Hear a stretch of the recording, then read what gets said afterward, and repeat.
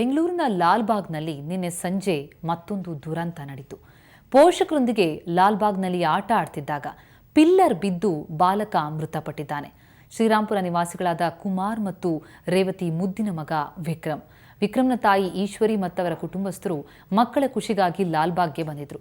ಯಾವುದೇ ಆಧಾರವಿಲ್ಲದೆ ನಿಲ್ಲಿಸಿದಂತಹ ಪಿಲ್ಲರ್ ಬಳಿ ಹೋಗಿ ಫೋಟೋ ತೆಗೆಸಿಕೊಳ್ಳಿಕ್ಕೆ ಹೋದಂತಹ ಬಾಲಕ ವಿಕ್ರಮ್ನ ಪ್ರಾಣ ಪಕ್ಷಿ ಆ ಪಿಲ್ಲರ್ ಬಿದ್ದಿದ್ರಿಂದ ಹಾರಿ ಹೋಗಿದೆ.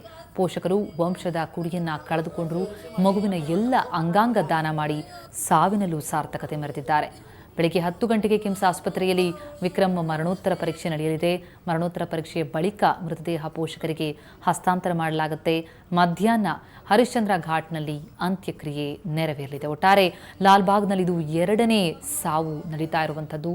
ಕಳೆದ ವರ್ಷ ಕೂಡ ಜೇನುಗೂಡಿನಲ್ಲಿ ಜೇನ್ನ ಕಚ್ಚಿಸಿಕೊಂಡು ಬಾಲಕಿಯೊಬ್ಬಳು ಮೃತಪಟ್ಟಿದ್ಲು. ನಂತರ ಈಗ ವಿಕ್ರಮ್ ಸಾವನ್ನಪ್ಪಿರುವಂಥದ್ದು.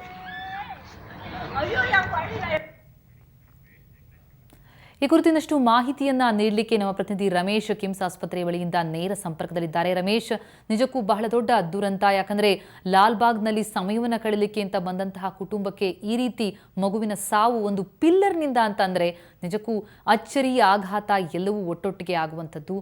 ಈಗ ಸದ್ಯಕ್ಕೆ ಅಲ್ಲಿ ಕಿಮ್ಸ್ ಆಸ್ಪತ್ರೆ ಬಳಿ ಯಾವ ರೀತಿಯ ಚಿತ್ರಣ ಇದೆ ಅಂತ?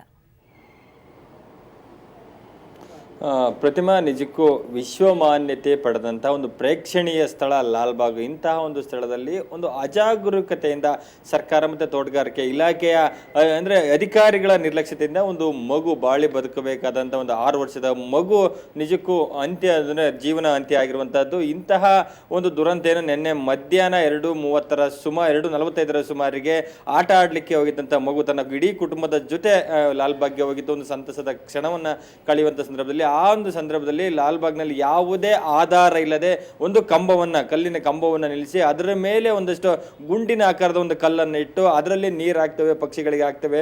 ಅದರಿಂದ ಅಲ್ಲಿ ಯಾರು ಹೋಗ್ತಾ ಇರಲಿಲ್ಲ ಅನ್ನುವಂಥ ಒಂದು ಸಮಜಾಯಿಷಿಯನ್ನ ತೋಟಗಾರಿಕೆ ಇಲಾಖೆ ಅಧಿಕಾರಿಗಳು ನೀಡ್ತಾರೆ. ಅದನ್ನ ಎಲ್ಲ ಒಂದು ಕಡೆ ಅಲ್ಲಿ ಯಾರು ಪ್ರಯಾಣಿಕರಾಗಂದ್ರೆ ಅಲ್ಲಿ ಬಂದಂತ ಯಾರು ಕೂಡ ಅಲ್ಲಿ ಹೋಗುವಂತ ಸ್ಥಳ ಆಗಿರ್ಲಿಲ್ಲ ಅನ್ನುವಂಥ ಉತ್ತರ ಏನು ಕೊಡ್ತಾ ಇದೆ.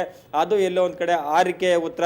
ಅದು ಹೀಗಾಗಿ ಅಂತಹ ತೋಟಗಾರಿಕೆ ಇಲಾಖೆಯ ನಿರ್ಲಕ್ಷ್ಯದಿಂದ ಈ ಮಗು ಸಾವನ್ನಪ್ಪಿರುವಂಥದ್ದು. ಅದಾದ ನಂತರ ಎಲ್ಲ ಒಂದ್ ಕಡೆ ಆ ಘಟನೆ ನಡೆದ ತಕ್ಷಣವೇ ಆ ಮಗುವನ್ನ ಆಸ್ಪತ್ರೆಗೆ ಸೇರಿಸುವಲ್ಲಿ ಕೂಡ ಸಾರ್ವಜನಿಕರು ಒಂದಷ್ಟು ನಿರ್ಲಕ್ಷ್ಯತೆಯನ್ನು ತೋರಿದ್ರು. ಅದಾದ ನಂತರ ಹತ್ತಿರದ ಆಸ್ಪತ್ರೆಗೆ ತಮ್ಮ ಚಿಕಿತ್ಸೆಯನ್ನು ಕೊಡಲಿಕ್ಕೆ ಮುಂದಾಗ್ತಾರೆ. ಆದರೆ ಮಗು ಸಾವನ್ನಪ್ಪಿತ್ತು. ಅದಾದ ನಂತರ ಕಿಮ್ಸ್ ಆಸ್ಪತ್ರೆಗೆ ತೆಗೆದುಕೊಂಡು ಬಂದು ಮರಣೋತ್ತರ ಪರೀಕ್ಷೆಗೆ ಮಾಡಲಿಕ್ಕೆ ಮುಂದ ಸಂದರ್ಭದಲ್ಲಿ ಅದು ಸಂಜೆ ಆಗಿದ್ರಿಂದ ಅಂದ್ರೆ ಇವತ್ತಿಗೆ ಅದು ಪೋಸ್ಟ್ಮಾರ್ಟಮ್ ಆಗಿತ್ತು. ಇವತ್ತು 10ರಿಂದ 11 ಗಂಟೆ ಸುಮಾರಿಗೆ ಮಗುವಿನ ಮರಣೋತ್ತರ ಪರೀಕ್ಷೆ ನಡೆಯುವಂಥದ್ದು.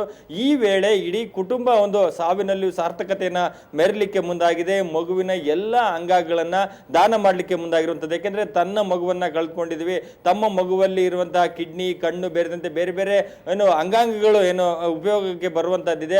ಅವುಗಳು ಬೇರೆ ಮಕ್ಕಳಲ್ಲಿ ಕಂಡು ಆ ಮಗು ಅಜರಾಮರವಾಗಿ ಉಳ್ಕೊಳ್ಳಿ ಅನ್ನುವಂತಹ ಒಂದು ಆಶಯದಿಂದ ಇಡೀ ಕುಟುಂಬ ಅಂಗಾಂಗಗಳನ್ನು ದಾನ ಮಾಡಲಿಕ್ಕೆ ಮುಂದಾಗಿರುವಂತಹದ್ದು. ಇನ್ನೂ ಕೂಡ ಇಡೀ ಕುಟುಂಬ ಈ ಆಸ್ಪತ್ರೆಯ ಬಳಿ ಬರ್ಬೇಕು. ಯಾಕೆಂದ್ರೆ ತನ್ನ ಮಗನನ್ನ ಕಳೆದುಕೊಂಡಂತ, ವಂಶದ ಕುಡಿಯನ್ನ ಕಳೆದುಕೊಂಡ ಇಡೀ ಕುಟುಂಬ ಶೋಕ ಸಾಗರದಲ್ಲಿ ಇದೆ. ನಿನ್ನೆ ಇಡೀ ಸಂಜೆ ಇದೇ ಆಸ್ಪತ್ರೆಯ ಮುಂಭಾಗದ ಮಾರ್ಚರಿ ಬಳಿ ಇಡೀ ಕುಟುಂಬ ರೋಧಿಸ್ತಾ ಇತ್ತು. ಅದಾದ ನಂತರ ಸಂಜೆ ಮನೆಗೆ ಹೋಗಿದ್ರು. ಇನ್ನು 10 ಗಂಟೆಯ ನಂತರ ಮರಣೋತ್ತರ ಪರೀಕ್ಷೆ ಇರೋದ್ರಿಂದ 10 ಗಂಟೆಯ ನಂತರ ಇಡೀ ಕುಟುಂಬ ಇಲ್ಲಿಗೆ ಬರುವಂತ ಸಾಧ್ಯತೆ ಇರುವಂತಹದ್ದು. ಪ್ರತಿಮಾ, ಥ್ಯಾಂಕ್ ಯು ರಮೇಶ್ ತಮ್ಮೆಲ್ಲ ಮಾಹಿತಿಗೆ. ಅಯ್ಯೋ